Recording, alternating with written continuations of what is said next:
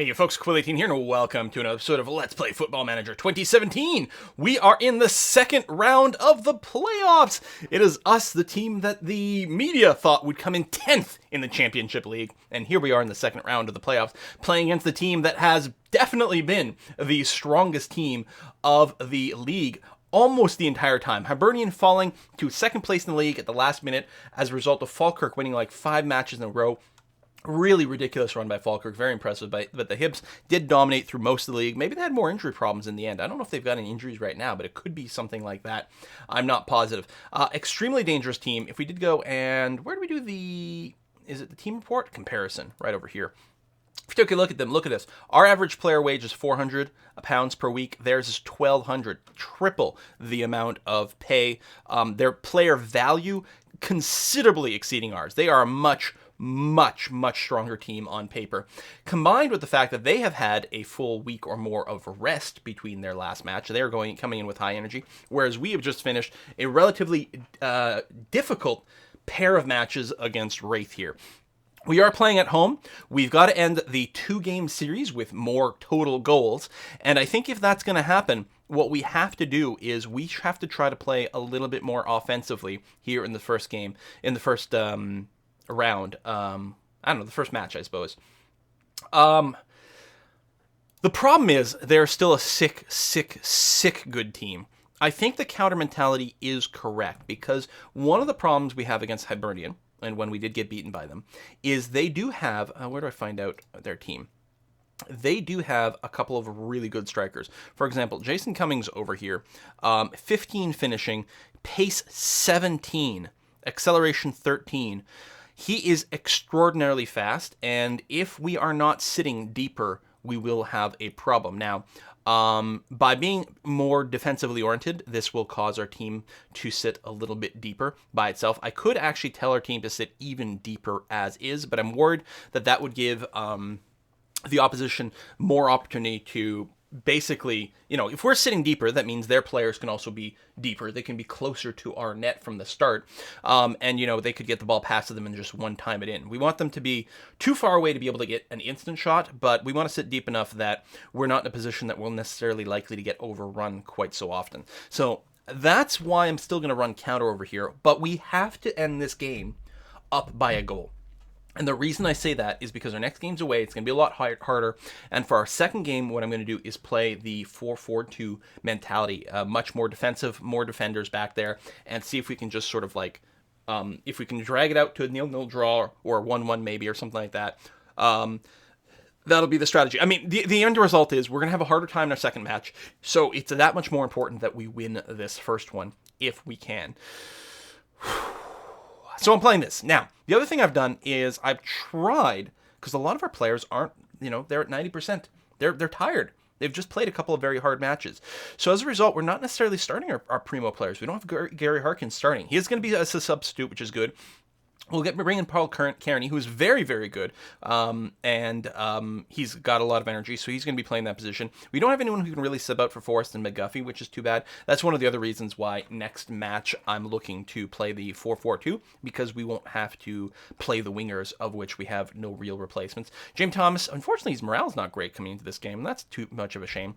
We're also not starting Daryl McGatt. We're going to bring in Peter Murphy instead, who's got a lot of energy. Not the greatest match sharpness. Hopefully we'll be okay. Playing Lammy here, who's only at 92%. I'm worried we might not be able to play him next game. He might be too tired. We'll see how that goes. But yeah, going to be playing Ross Dewin in net, just to alternate things a little bit. That's going to be fine. Not that the goalkeepers really need to be subbed in too much, but there you have it. I'm super nervous, you guys. This is going to be one of the hardest games that we have played in a long time. You can see Andy Gegen's he's not even suiting up, just because of a little bit of, rest. Trying to get, we've got 2 fresh midfielders, and I'm hoping that's going to be good. Not a ton of sharpness, but they are really good players. So, I don't know. I mean, should I just be playing my standard A team, even if they're tired? Like, is a 90% Andy Gagin a better choice than a 100% Robbie Crawford? I don't know. I mean, I might want to have Andy as one of the subs. But the thing is, Ross Doherty's also very, very, very, very good. Very, very, very good. And what I can see us doing really is, if we do get ahead, I can see us taking Kearney. I don't know if Kearney can play back. Yeah, so bring him back to just a midfielder position. And then, we have the subs there too. In fact, we might want 2 subs available for the midfield. That's an interesting point.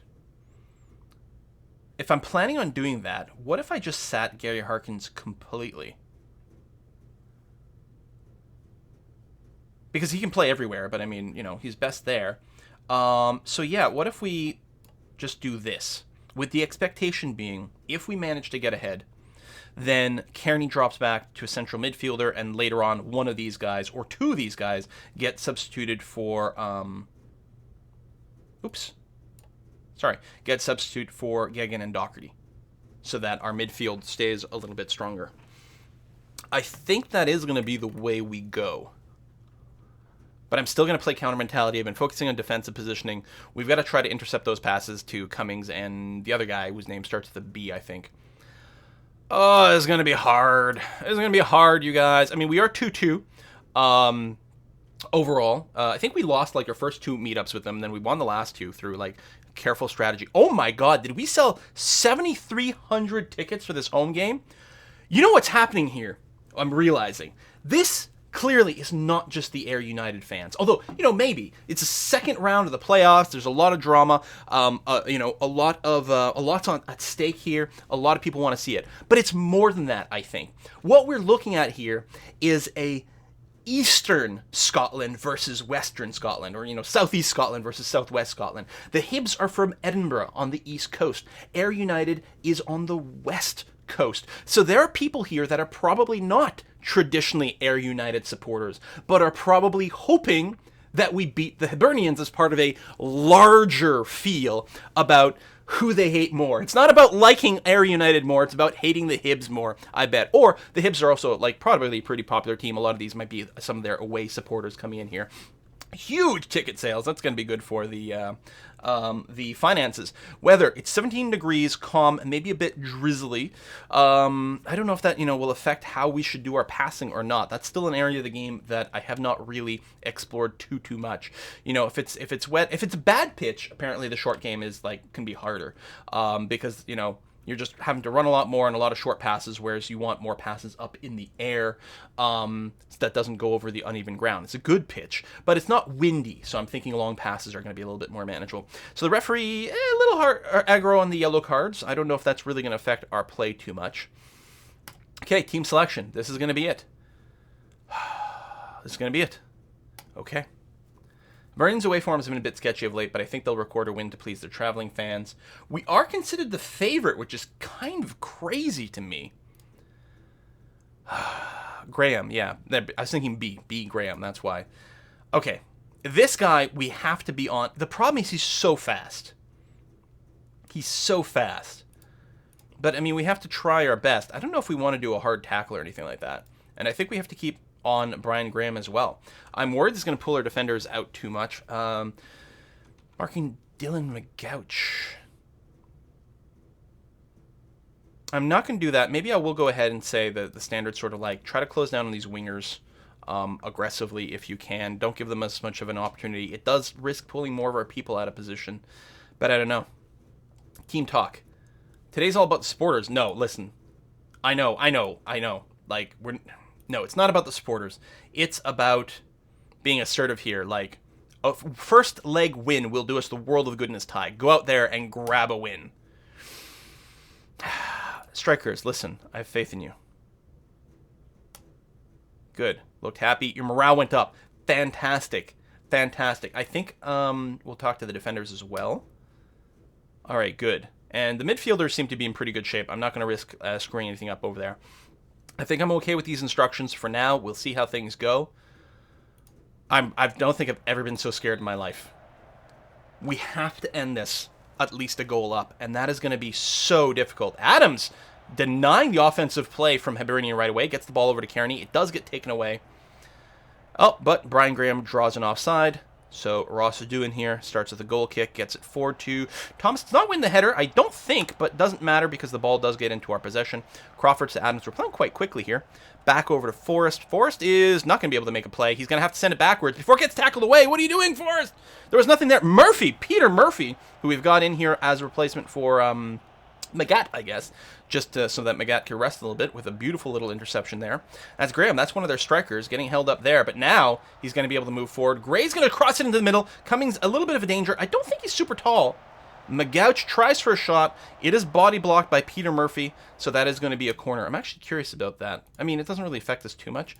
This Jason Cummings, what is he? 178, so he's not turbo tall. Jump and reach. Heading skill's pretty good. If he does get his head on it, he should get a decent amount of accuracy, but he's not necessarily likely to beat our defenders in the heading battle. Is that Magouch guy? It's probably not how it's pronounced. With the corner. Boyle gets it on the other side, but it goes wide. I don't like the fact that he did win the header.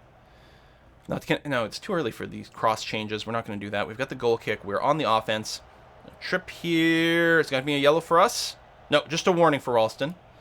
But they are getting a corner again. So what's the possession here? 50-50, but 2 shots for Hibernian. 15 minutes in. Ooh, oh, no! Come on! Jamie Adams draws a penalty kick? Come on! No! No! No! And this Cummings guy is so sick good. Oh my god! He decides to shoot it directly for the goalkeeper. Crane then clears it to safety for a throw-in. Jesus Christ, I can't. This game is going to kill me. No. Oh, can we please? I mean, our possession is there, but I don't think a whole lot is happening with it. No, see, Cummings. Oh, another failed kick by him. He's not having a super strong game, luckily. Should have scored, I don't know. Yeah, 2 clear-cut chances by them. They still have the corner here.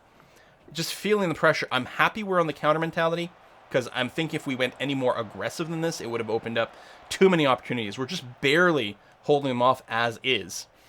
On the other hand, we do have to score. Maybe it's a possibility. Maybe we should go to standard mentality? I don't know. I don't know. Are we playing too passively, too defensively? Oh my god! And they still have possession. Cleared to Forrest. Forrest has got some room. He decides to send it deep, deep, deep to Thomas. Looks like he did get intercepted, but we're still in the offense. Adams. Oh, gets it taken away by Milan. Come on. Come on. 5-8 to Cummings, who is being held up a fair bit. He gets the shot off, but it's not going to be a very dangerous one. He's forced to shoot from far away and with not a lot of emphasis. Dewin's going to send it back into play. Are we going to be able to get a real offense? We're still at 0 shots. 0 shots going on here. Boyle to Cummings, who's wide open. Does get deflected by Newman. And actually, Ralston keeps it and prevents it becoming a corner. We did give up some possession, though. But, I mean, not having a corner is good. Graham tries to send it forward, but nothing. Murphy clears it to Gray. Cummings with another opportunity again. Goes well wide. And finally a goal kick. We're going to be able to reset. It's 8 shots to 0.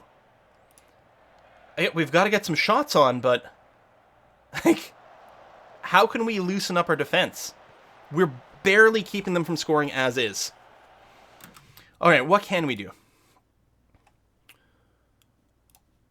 Opposition instructions. I mean, no.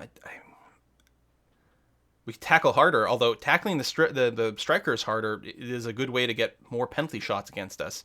I mean, we're not changing any of our players up. Do we want to change how we're sending the ball? I mean, the work ball into box, I think it's moot. I don't think we've even gotten an opportunity for any shot to be proper. I don't think we're not getting shots because of this instruction. We're being denied sort of like, I think here, and there's probably a way to check that, but I'm assuming that's exactly what's happening. What's our passing percentage? 73%.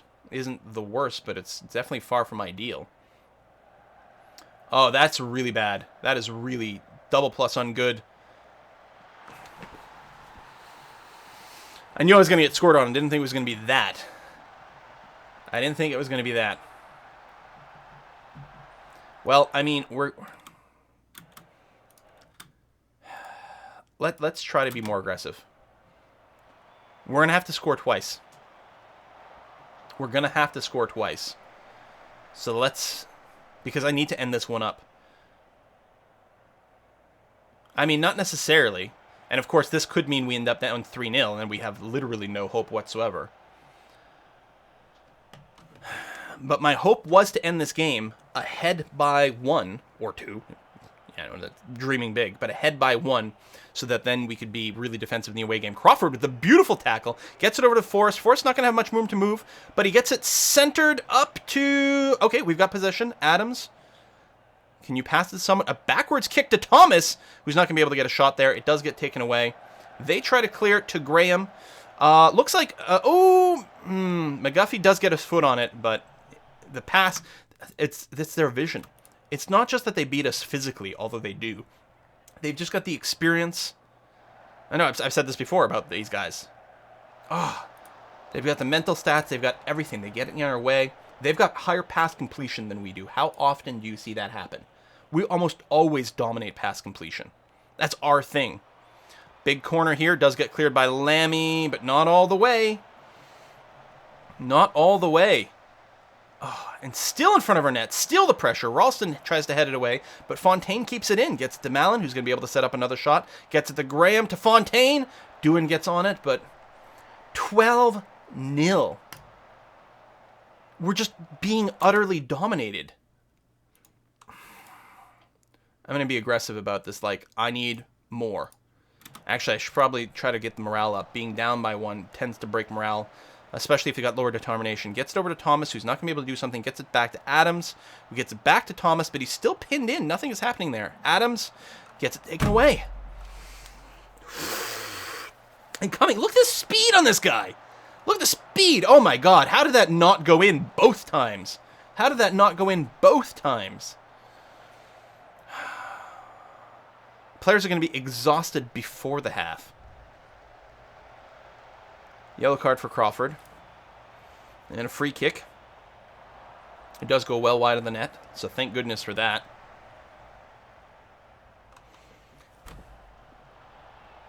I mean, okay, I'll get rid of the work ball into box instruction, although I think that's not even what's happening. I think even without that, maybe we would have gotten like 1 or 2 just totally crappy off-target shots, and that's about it.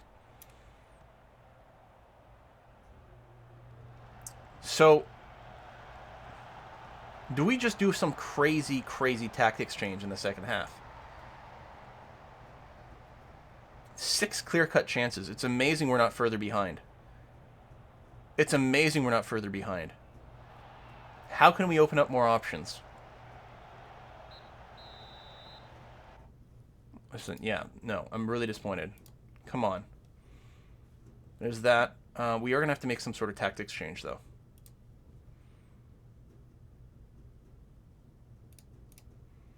I think Crane will have to be a bit more attacky.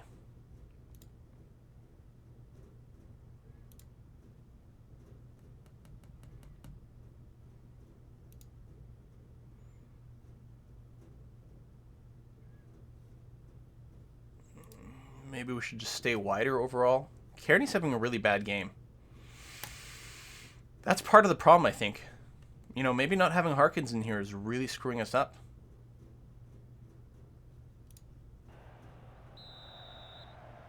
What are we going to do for our subs?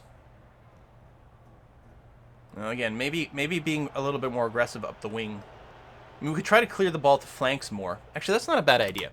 Since we're having trouble carrying the ball up, let's go and play a little bit more of a really direct game, right? The tactics change hasn't kicked in yet. But let's try to get it wide and cross it early and hope for, you know, a fair amount of luck, I think, is the way it's going to have to happen. Our rating is bad on our entire team. It's really, really not good. But if we're doing that, that actually might... You know what?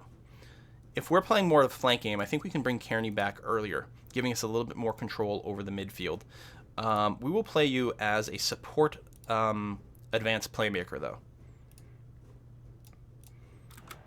Because maybe that's one of the reasons the Hibs are able to consistently do so badly. Oh, did his touch on it? Is that going to be a corner for us? It is, actually. All right. There's Kearney. No, it does get cleared. And Cummings is able to take it up because he runs at like warp 9.9 all the time. Jesus. Still zero scores. So we're going to have to do some sort of sub. Thomas hasn't gotten an opportunity to do anything. Like, can't criticize him too much, but if we're going to do any substitution, it is going to have to be on the offensive side. Just attacking. Let's play as a regular advanced forward. It's fine. Sure, something like that. Well, Craig and Allen, we know we can't sub you. The midfield's actually quite fresh. Okay, I think we're not going to do another sub right now. Just a striker substitution. I don't think Thomas has gotten much opportunity to do something, is part of the problem. Adams, Kearney. Kearney gets it through the legs to McGuffey, who's way out of position, but playing with a certain amount of flair there, but does not get the finish. All right, so Craig Moore is going to come in. We've got 2 shots now. 1 on target, actually, somewhere along the way, so that's good. A yellow for the other side. Paul Kearney gets it over to Adams. Adams gets it over to McGuffey, who doesn't really have a clear shot. Moore tries to backwards pass to McGuffey. Would have been nice had it connected. Ralston! Oh my god! Oh my god, that goes in! That was Ralston being a perfect place to stop the ball being cleared. And was that a freaking giant header into the box? Is that what we saw? See, Milan tries to clear the ball, and Ralston sees it, runs up before it gets to the thing. Okay, it's not a header, but a giant just one-time kick. And then Moore, who just got subbed in, boom, with the header. Marciano actually gets his hands on it. And just like that, we're in the game again. My God. All right, so unfortunately, McGuffey and Forrest are getting exhausted, but I don't have a sub for them unless I decide to do a big change of position. I don't think that's what's going to happen. Jamie Adams is getting pretty tired over here. I think we will go ahead and bring in Ross Darkly. We're going to bring in the people we can to try to make some changes here. Ricky Lamy, we actually need you to have a certain amount of energy for the next match. So yes, let's bring in Magat here and do that. So double substitution, 15 minutes left, partially to save some of Ricky Lamy's endurance. If we end this with a draw, how do we beat these guys away? Well, we probably try a completely different strategy. Well, we're going to be trying the 4-4-2. Yellow card for Kalen Crane. Mallon's got the free kick. Offside for the Hibs. Okay. I was like, why is the goalkeeper not responding to any of this? Fouls are about the same. There's the double substitute. Oh, do I still want to play in control? Yes. Yes, I do. Because again, I think this might be, that's the one thing with control there, is allowing, we're sitting a little further forward, and it gives more room for Cummings to beat our defenders. I really wanted to end this up by 1. So yeah, I'm going to keep up with a slightly more aggressive style, even though it's probably insane.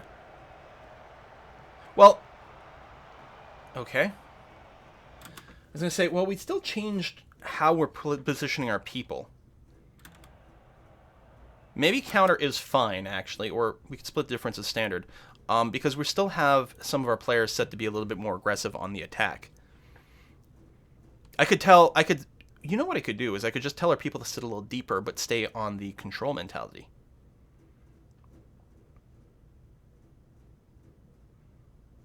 No, I'm just leaving it as is. You know what? We scored. It's fine. So we got all our subs. Another goal kick for us. Sending it deep, deep, deep, deep, deep. Can Moore get it? Does get beaten, but that doesn't matter because they're not able to pass it to anyone good. What the hell did McGuffey just do? Did he just like slide around there? It's like breakdancing. Magat takes it away, denies the pass, but it's not good enough. And Graham, one of the strikers, is going to get a huge run at the goal. Doing with a beautiful deflection. It is going to be a corner. I'm pulling my hair out at this match. Just pulling my hair out. Team talk. Listen.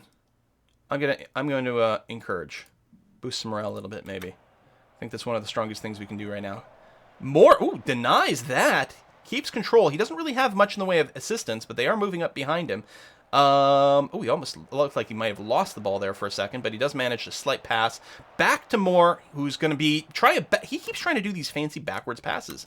Does get it to Forrest, but Forrest doesn't really have an opportunity there. Crawford sends it wide across the center to Doherty, who sends it forward. Does get knocked back. Cummings gets ahead on it, but oh, and they've got a throw in, so they're in our end. 25-3. We're being outshot here. 25-3, and they got another corner there because of the deflection.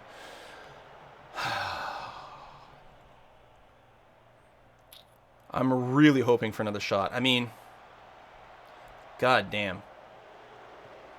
The problem is we will have to end up ahead in the second match because I really don't have a lot of faith in us winning in penalties. Forrest gets it wide to McGuffey, who fortunately wasn't able to keep running with a lot of momentum there because he did have to stop to get it, and it looks like we didn't do much with it. Hibernian once again on the offense over here. Yeah, I'm tempted to just tell my people to go on the attack. Like, this is like, I really feel like we need to score here.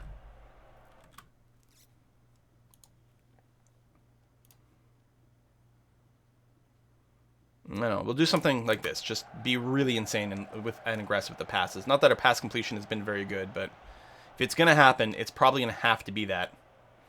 McGuffey. Back to Kearney. Gets it up to Crane. Are we looking at a cross here? Ooh, not whipped with enough momentum. But Moore was going to be in a great position. But unfortunately, like they just...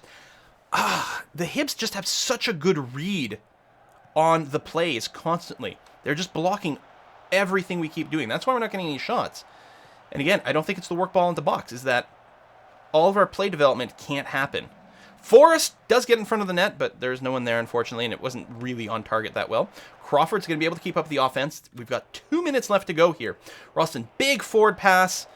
Crawford does keep it to Kearney, who's got a passing target. I was going to say, get it to Doherty. That looks good. Back up to Kearney.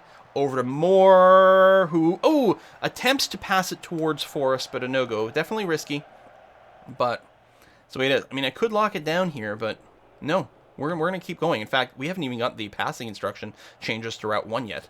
That's how long this single continuous play is going. In fact, it would not surprise me if this ended without ever taking my tactics change. Big pass forward to Moore. Can't win those headers, though. Moore's not tall enough. We need Thomas up there for those kinds of plays. That's actually exactly what needs to happen. 5e doesn't actually get challenged. I could update our opposition instructions. But Graham and Cummings are both still in here. I don't know what kind of substitutes they've made. Moore with a bit of a tackle, but he's not able to actually hold on to it, so they're able to regain the ball. We're challenging Boyle a little bit, but aren't able to take it away. That's going to be a throw-in for the opposition, so our tactics change of Route 1 is going to take effect here. But out of curiosity, it's too late to make any real changes. They've made literally 0 substitutes. A, it's terrifying that that's something they can do. But B, does that mean they're really going to have to play their B team next game? And what implication does that have? Okay, Magat was an interesting attempt to intercept that pass, but unfortunately just leads to another throw-in. Is it possible? I mean, I know this is way too hopeful, right? But is it possible that we've managed things such that we'll be able to field a more dangerous team in the next match than expected? I'm still wondering about going with a 4-4-2 on the basis, yeah, what a comeback that was. There we go. Get your morale up. On the basis that their star players are going to be tired, and we've got Harkins, who's going to be really, really fresh, and he sets up a lot for us. But part of this, the problem is my wingers are going to be exhausted. So I'm worried. I'm very worried that we're not going to be able to play this comp. Still, if they're overcoming us with this, then the correct play may in fact be... I don't think we do this. Although it is quite interesting. No, I think we play like this. And I don't know who we're going to play where. Yeah, we really don't have anyone who's good at playing the wings on either side. Well, Brian Gilmore. He's only a 2-star player, but he's really comfortable. His sharpness is so low, though. Is so low. Crawford's not bad. He's freaking exhausted. But, that'll probably change by the time we actually, get in there. And then, we don't actually have a good role for Harkins, who's been rested up. No, I think we still play this. We could do this, because this doesn't require McGuffey. Well, I'm sure I'm going to spend a lot of time considering it between episodes here. Harkins somewhere like that. Because, both... Well, it'll be interesting to see. Basically, the question is, how tired are Forrest and McGuffey going to be in the next match? And what are we going to play as a result of that? That's not bad. Get McGat to start over here. Yeah, it'll be really dependent on the energy levels. We got 4 days. The training is still set to light to, hopefully help them get their stamina back as much as possible. In fact... sorry, not team report. Training is what I'm looking for. Rest of the day and after means like no practice at all of our defensive tactics or anything. Yeah, I don't think we'll rest. Oh, no, that's not true. Hold on. That's just this. We still do the match prep. You know what? Yeah, just customize the schedule for this 1 week over here. We're going to do 2 days of actual rest is what we're going to do. That might be our best hope here. And if they don't play their A team, maybe there's a chance. Thanks for watching. See you next time.